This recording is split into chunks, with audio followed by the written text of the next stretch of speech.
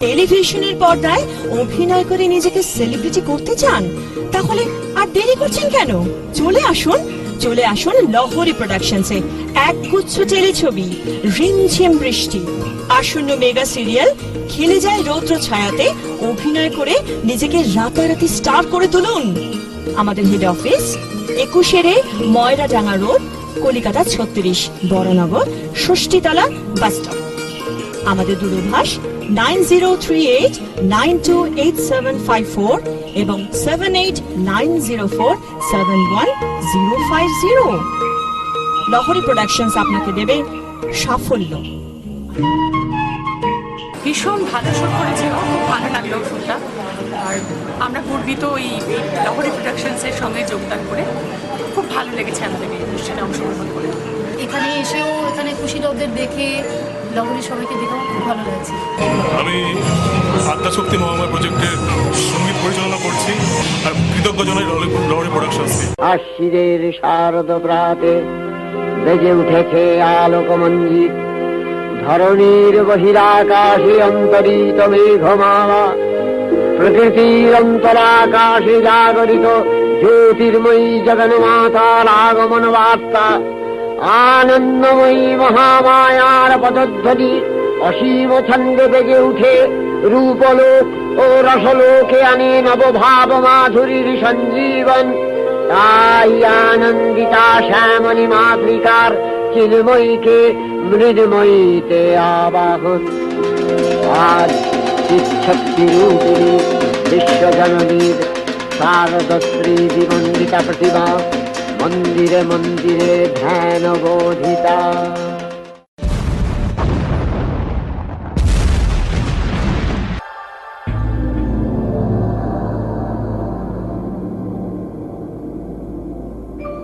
বৈদশক মন্বন্তরের শেষে ও মহাপ্রলয়ের পরে সৃষ্টির উৎপত্তি ও ধ্বংসের অধিষ্ঠাতা শিব আবির্ভূত হলেন। অনাদি অনন্তব্যাপী সদাশিব এক জ্যোতিপুঞ্জ তার শরীর থেকে বিচ্ছুরিত হয়ে চারিদিকে ছড়িয়ে পড়ল। দেবাদিদেবের এই মহিমান্বিত তেজস্বী আলোকপুঞ্জ থেকেই প্রকট হলেন চতুর্ভুজ বিষ্ণু ও চতুরানন ব্রহ্মা।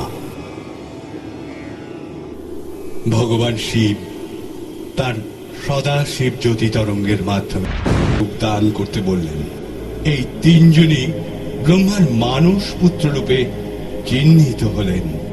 ব্রহ্মা যখন গভীর মনোযোগ সহকারে রচনার কাজে অনুলিপ্ত, তখন শিব শক্তি তাকে দ্বিধামুক্ত করার জন্য অর্ধনারীশ্বর রূপে দর্শন করিয়ে বিমোহিত করলেন। ব্রহ্মা নারী পুরুষের এই সম্মিলিত রূপ দেখে ধন্য হলেন।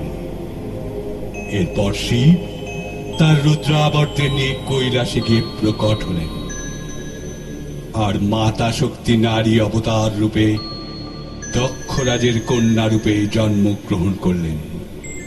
অতঃপর ব্রহ্মার ডান অঙ্গ থেকে মনু ও বাম অঙ্গ থেকে শতরূপা উৎপন্ন হলেন। এদেরকেও ব্রহ্মা নরনারী রূপে মর্তে গিয়ে মানব জাতির সৃষ্টি করার আদেশ দিলেন।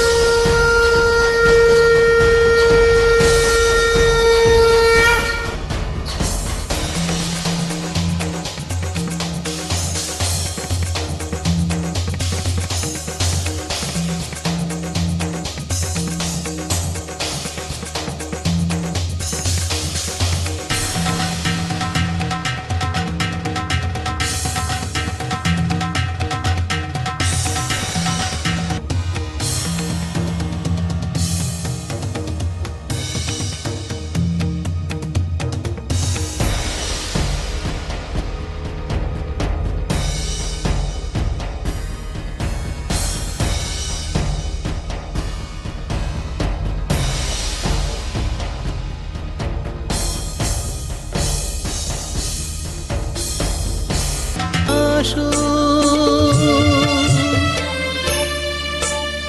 ত্রিশূলে তোমার নাশ, তাপিতের করো ত্রাণ। জাগো জাগো জাগো জাগো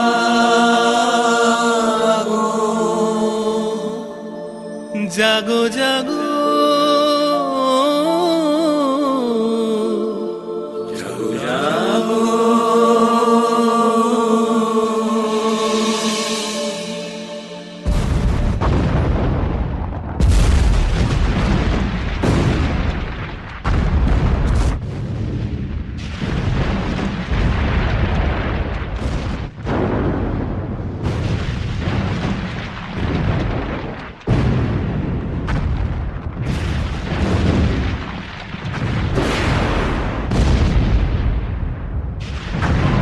সকলের দর্শন অগ্নিকে পরিধারণ।